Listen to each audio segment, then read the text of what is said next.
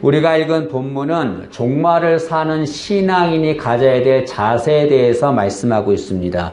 오늘 7절 상반절에 보면 본문은 만물의 마지막에 가까이 왔다라고 말하고 있습니다. 이것은 종말이 가까이 왔다는 것을 말하는 거죠. 우리가 꼭 기억해야 할 것이 있습니다. 그것은 종말은 반드시 온다는 거죠. 이 종말 신앙을 가져야 합니다. 종말은 언제 일어납니까? 주님이 재림하실 때 생기는 거죠. 주님은 내가 반드시 다시 오겠다라고 약속하셨습니다. 주님은 반드시 오시는 거죠. 때문에 종말은 반드시 옵니다. 그러나 많은 사람들은 종말을 믿지 않습니다. 종말을 믿지 않는 이유가 여러 가지 있는데 크게 두 가지 때문에 그렇습니다. 하나는 성경은 2000년 전에도 종말을 말했는데 아직까지 종말이 없습니다. 때문에 종말은 오지 않는다라고 생각을 하는 거죠. 그러나 아직 종말이 오지 않는 것은 종말의 때가 되지 않았기 때문에 그렇습니다. 모든 것은 하나님의 때에 이루어지거든요. 종말도 하나님의 때가 되면 반드시 옵니다. 때문에 우리가 할 일은 종말이 있음을 믿고 하나님의 때가 될 때까지 기다려야 되는 거죠. 또 하나 사람들이 종말을 믿지 않는 이유는 이 잘못된 시한부 종말론자들 때문에 그렇습니다.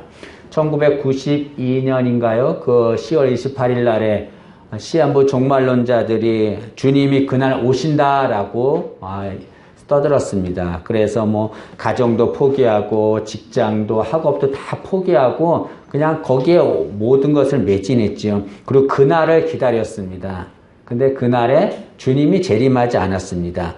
사람들은 이것을 보고서 저렇게 주님이 재림한다고 종말한다고 거짓말하는 저들 때문에 주님은 오시지 않겠다라고 생각을 했습니다. 그래서 아무리 성경이 주님이 다시 오신다, 종말이 있다라고 말해도 사람들은 믿지 않는 거죠.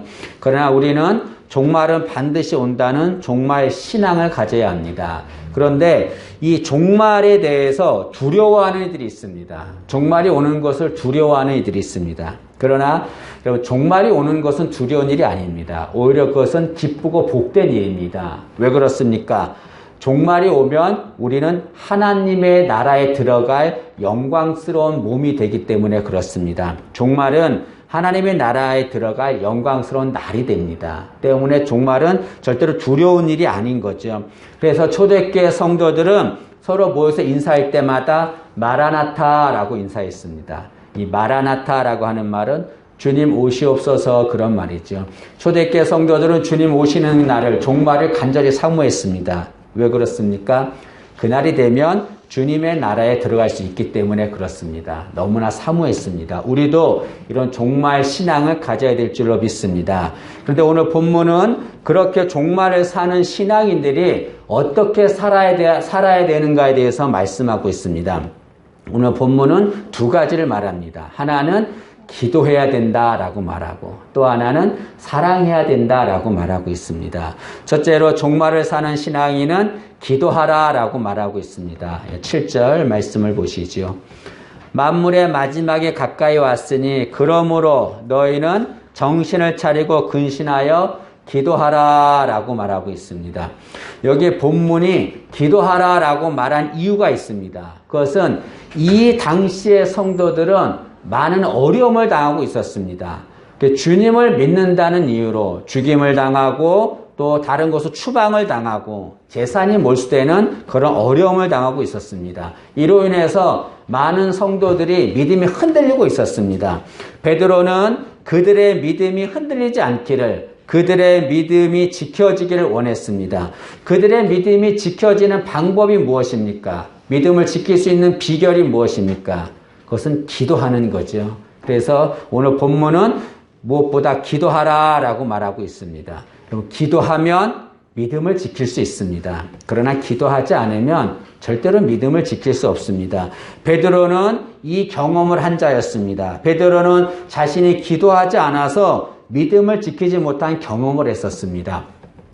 하루는 주님께서 잡히시기 전에 제자들을 데리고서 감난산에 기도하러 가셨습니다. 주님께서는 제자들에게 기도를 부탁했습니다. 너희들 여기서 나를 위해서 기도하라 라고 기도를 부탁했습니다. 제자들은 어떻게 했습니까? 기도하지 않고 다 잠을 자고 말았습니다. 그 결과 어떤 일이 생겼습니까? 주님께서 붙잡히시자 베드로는 사람들 앞에서 3번이나 주님을 모른다고 부인했습니다. 주님에 대한 믿음을 지키지 못한 거죠. 베드로는 기도하지 않았기 때문에 믿음을 지키지 못했습니다. 여러분, 사탄은 여러 가지 방법으로 우리의 믿음을 흔들어 놓습니다. 그러나 그 사탄의 계략 속에서도 우리는 믿음을 지켜야 합니다. 어떻게 하면 이 믿음을 지킬 수 있습니까? 기도하는 거죠. 기도해야 믿음을 지킬 수 있습니다. 여러분, 주님은 우리가 하는 기도에 많은 관심을 가지고 계십니다. 요한계시록에 보면은 주님께서 7개의 봉인된 인을 떼는 장면이 나옵니다. 그래서 하나의 인을 뗄 때마다 거기에 심판이 임해져요. 그래서 첫 번째 인, 두 번째 인 다 떼다가 마지막 7번째 인을 떼실 때에 갑자기 하늘이 고요해집니다. 하늘이 고요해지고 천사가 금양로를 가지고 주님께 가지고 옵니다. 주님께서는 그 천사가 가지고 오는 금양로를 받기 위해서 하나님의 심판을 멈추시고 하늘을 고요하게 만든 거죠. 이 천사가 가지고 온 금양로를 성도의 기도라고 말합니다. 주님은 우리의 기도를 들으시려고 심판을 멈추신 겁니다. 그리고 하늘을 고요하게 하신 거죠. 주님은 그만큼 우리가 기도하는 것에 많은 관심을 갖고 있습니다. 혹자는 이렇게 말합니다. 저는 주님께 기도하고 싶은데 말을 할 줄 모릅니다. 기도할 줄 몰라서 기도하지 않습니다. 제가 기도해도 주님이 듣지 않을 것 같아서 기도하지 않습니다. 라고 말하는 이들이 있습니다. 그러니까 여러분, 주님이 들으시는 기도는 유창한 기도가 아닙니다. 주님이 들으시는 기도는 진심이 담긴, 진정이 담긴 기도죠. 여러분, 아무리 유창해도 진심이 없으면 주님이 듣지 않습니다. 그러나 서툴러도 진심으로 기도하면 주님이 들으시는 거죠. 주님, 우리가 진심을 다해서 기도하면 그 기도에 관심을 갖고 들어주십니다. 주님이 우리의 기도에 관심을 가지시는 이유가 무엇입니까? 그것은 우리에게 좋은 것을 주시기 위해서 그런 거죠. 주님은 우리에게 좋은 것을 주고 싶어 합니다. 많이 주고 싶어 합니다. 그러나 그냥 주지 않습니다. 기도라는 것을 통해서 주시는 거죠. 기도하면 주님께서 예비된 모든 것들을 우리가 받을 수 있습니다. 어떤 예화집에 이런 내용이 있어요. 어떤 사람이 천국에 갔는데요. 베드로가 천국을 안내하는데 천국에 가니까 곡간들이 막 있다는 거예요. 근데 곡간에 거기 사람 이름이 다 이렇게 붙어 있어요. 이 사람이 베드로한테 저 곡간이 무엇입니까? 라고 묻는 거예요. 베드로가 가서 곡간을 열어주니까 너무나 많은 좋은 것들이 있는 겁니다. 이것들은 무엇입니까? 베드로가 하는 말이 주님께서 저들에게 이 좋은 것들을 다 주려고 모아놨는데 저들이 기도하지 않아서 주님이 주지 못하고 창고에 쌓이고 있다라고 얘기하는 거죠. 물론 예화지만 여러분, 주님은 우리에게 그토록 좋은 것을 주고 싶어 합니다. 그러나 기도할 때 그것을 주는 거죠. 하루는 주님께서 몹시 배가 고프셨습니다. 그런데 저기 보니까 무화과 나무가 있었어요. 주님은 그 무화과 나무에 열매가 있을까 생각하고 그 열매를 먹으려고 무화과 나무로 갔습니다. 열매가 없었어요. 주님께서는 열매를 맺지 못하는 그 무화과 나무를 저주했습니다. 그냥 무화과 나무가 말라버렸어요. 제자들이 그것을 보고 깜짝 놀랐습니다. 그런데 그렇게 놀라는 제자들에게 주님이 대뜸 기도에 대해서 말씀하십니다. 마태복음 21장 22절에 주님이 이렇게 말씀하셨습니다. 너희가 기도할 때에 무엇이든지 믿고 구하는 것은 다 받으리라 하시니라. 여러분, 무화과 나무가 저주받아서 말랐습니다. 근데 주님께 대뜸 기도하면 너희가 다 받을 것이다 라고 말했습니다. 이 말의 뜻이 무엇입니까? 기도하면 말라버린 무화과 나무도 열매를 맺을 수 있다는 거죠. 다시 말하면 우리가 기도하면 열매를 얻게 된다는 겁니다. 기도하면 주님께서 우리에게 열매를 주신다는 거죠. 좋은 것을 주신다는 것을 말씀하고 있습니다. 그러나 여러분, 아무리 주님이 좋은 것을 준비해도 기도하지 않으면 절대로 그걸 받을 수가 없습니다. 여러분, 기도하는 우리가 되기를 원합니다. 그러면 어떻게 기도해야 합니까? 오늘 본문은 정신을 차리고 근신하여 기도하라 라고 말합니다. 그냥 기도해서는 안 된다는 거죠. 정신을 차리고 근신해서 기도해야 합니다. 여기 정신을 차리고 근신하라는 것은 마음을 집중하라는 것을 말하죠. 마음을 집중해야 기도할 수 있습니다. 주님이 그 기도를 받으십니다. 그런데 중요한 것은 어디에다 집중해야 되느냐 그것이죠. 어디에 집중해야 됩니까? 이 마음을 상황이나 환경에 집중하면 그것에 눌려버립니다. 염려가 생겨요. 기도할 수가 없습니다. 어디에 집중해야 합니까? 상황이나 환경이 아니라 주님께 집중해야 되는 거죠. 주님께 집중하면 기도할 수 있습니다. 그러면 주님이 그 기도를 들으시는 거죠. 간혹 기도를 하고 싶은데 너무 바빠서 기도하지 못합니다. 시간이 없어서 바빠서 기도하지 못합니다 라고 말하는 이들이 있습니다. 그 사람은 바쁜 상황에 집중한 거죠. 그 상황에 집중하면 절대로 기도할 수가 없습니다. 여러분, 바쁜 일과 중요한 일이 있습니다. 무엇을 먼저 해야 합니까? 중요한 일을 먼저 해야 되죠. 그런데 중요한 일보다 바쁜 일을 더 먼저 하면 더 큰 어려움을 당하게 됩니다. 여러분, 기도는 신앙에서 중요한 일입니다. 바쁘다는 핑계로 그 중요한 일을 하지 않으면 우리는 더 큰 어려움을 당하게 되는 거죠. 여러분, 아무리 바빠도 중요한 일을 먼저 해야 합니다. 그래서 종교개혁자인 루터는 나는 바쁜 일이 있으면 더 많이 기도합니다 라고 고백했습니다.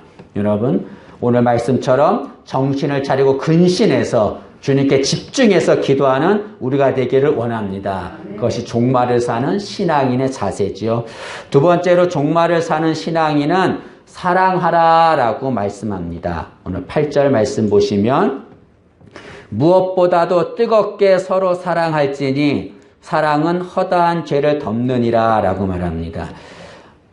주님께서는 말세가 되면 여러 가지 징조가 있는데 그 중에 하나가 무엇이냐면 사랑이 식어진다 라고 말씀하셨습니다. 마태복음 24장 12절에 불법이 성함으로 많은 사람의 사랑이 식어지리라. 말세가 되면 사랑하지 않게 된다는 거죠. 그러나 종말을 사는 우리 신앙인들은 이 말세에도 사랑하며 살아야 합니다. 주님은 우리에게 새 계명을 주셨습니다. 그 계명이 무엇입니까? 서로 사랑하라는 거지요. 요한복음 13장 34절에 주님이 이렇게 말씀하셨습니다. 새 계명을 너희에게 주노니 서로 사랑하라. 내가 너희를 사랑한 것 같이 너희도 서로 사랑하라 라고 말씀했습니다. 여기 계명은 명령이에요. 명령은 반드시 지켜야 합니다. 주님께서 우리에게 주신 새 명령, 서로 사랑하라. 이 명령대로 서로 사랑하는 우리가 되기를 간절히 소망합니다. 그런데 이렇게 사랑해야 되는데 어떻게 사랑해야 되는가? 오늘 본문 말씀은 세 가지를 말합니다. 8절 보시면 무엇보다도 뜨겁게 서로 사랑할지니 라고 말합니다. 첫 번째는 무엇보다 사랑해야 되고, 두 번째는 뜨겁게 사랑해야 되고, 세 번째는 서로 사랑해야 된다라고 말합니다. 첫 번째로 무엇보다 사랑해야 합니다. 이 말은 어떠한 것보다 사랑을 최우선으로 하라는 말이죠. 어떤 성도는 기도를 최우선으로 여깁니다. 기도를 온 정신을 다해서 기도해요. 어떤 사람은 말씀 있는 것을 최우선으로 여깁니다. 또 어떤 사람은 전도하는 것, 어떤 성도는 봉사하는 것, 그걸 최우선으로 여깁니다. 그러나 우리가 최우선으로 여겨야 될 것은 기도가 아니에요. 봉사가 아니고 전도가 아닙니다. 사랑하는 것입니다. 오늘 본문은 무엇보다도 사랑하라라고 말합니다. 여러분 7절은 오늘 본문은 기도하라라고 말했습니다. 그리고 8절은 사랑하라라고 말합니다. 기도하라고 말씀하신 다음에 사랑하라라고 말한 거죠. 왜 그렇게 말씀하셨습니까? 기도의 완성은 사랑이기 때문에 그런 거죠. 여러분, 기도를 많이 한다고 진정한 그리스도인이 되는 것이 아닙니다. 사랑할 때 진정한 그리스도인이 되는 거죠. 주님께서는 너희가 사랑해야 사람들이 진정한 그리스도인임을 알게 된다라고 말하고 있습니다. 그래서 고린도전서 13장 13절은 이렇게 말합니다. 그런즉 믿음, 소망, 사랑 이 세 가지는 항상 있을 것인데 그 중에 제일은 사랑이라라고 말합니다. 그 중에 제일은 사랑이라라는 말은 무슨 말입니까? 무엇보다도 사랑을 가장 최우선적으로 해야 된다 그런 말이죠. 때문에 우리는 무엇보다도 사랑하는 자가 되어야 합니다. 두 번째로는 뜨겁게 사랑해야 합니다. 여기 뜨겁게라고 하는 말은 운동선수가 목표를 향해서 최선을 향해 달리는 것을 말합니다. 여러분, 운동선수는 자신의 목표를 향해서 쉬지 않고 최선을 다해서 노력합니다. 마찬가지로 이 뜨겁게 사랑하라는 것은 최선을 다해서 사랑하라 그런 말이죠. 마치 사랑이 우리 인생의 목표인 것처럼 여기고 그 사랑을 위해서 최선을 다해야 합니다.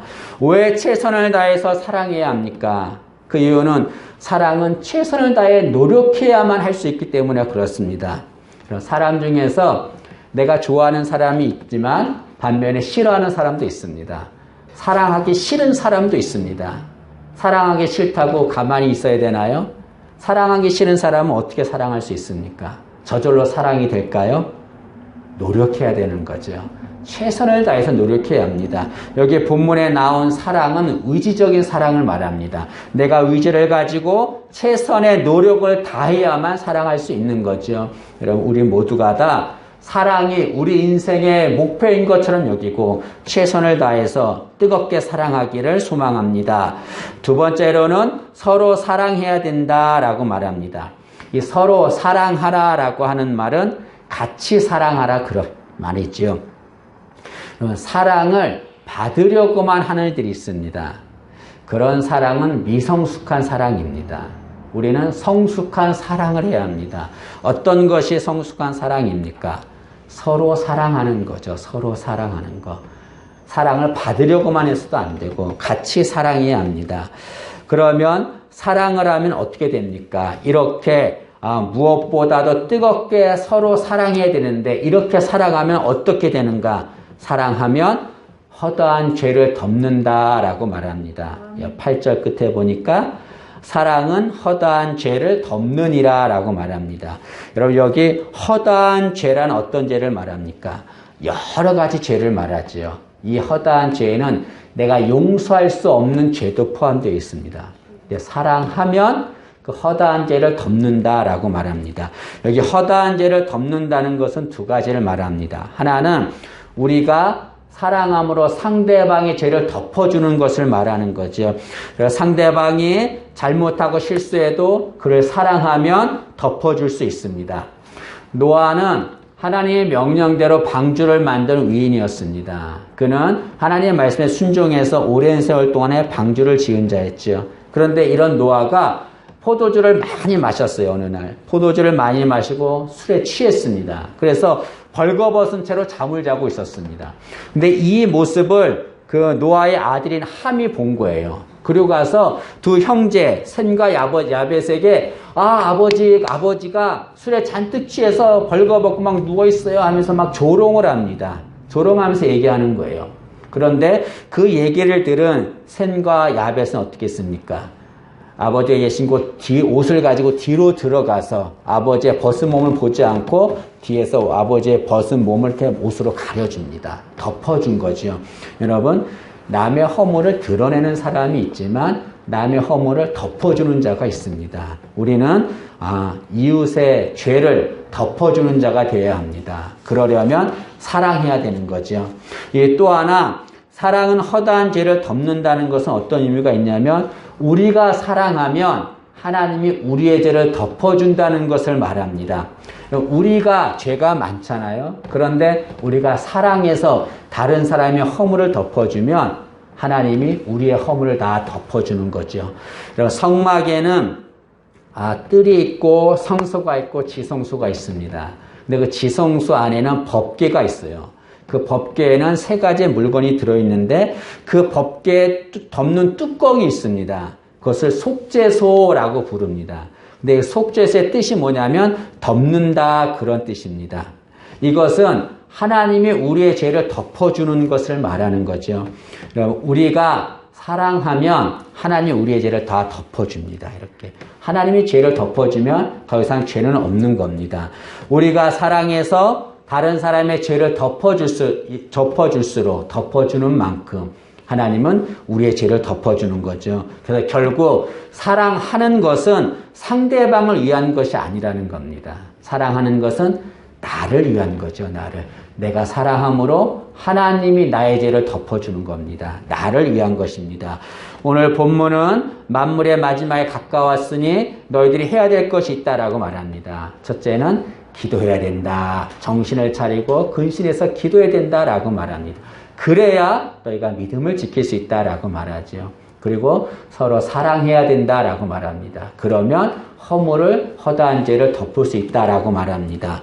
여러분, 아이폰을 만든 애플사의 스티브 잡스가 스탠포드 대학에서 졸업 연설을 했습니다. 그는 거기서 뭐라고 말했냐면, 하루하루를 인생의 마지막 날처럼 산다면 바른 길에 설 것입니다 라고 연설했습니다.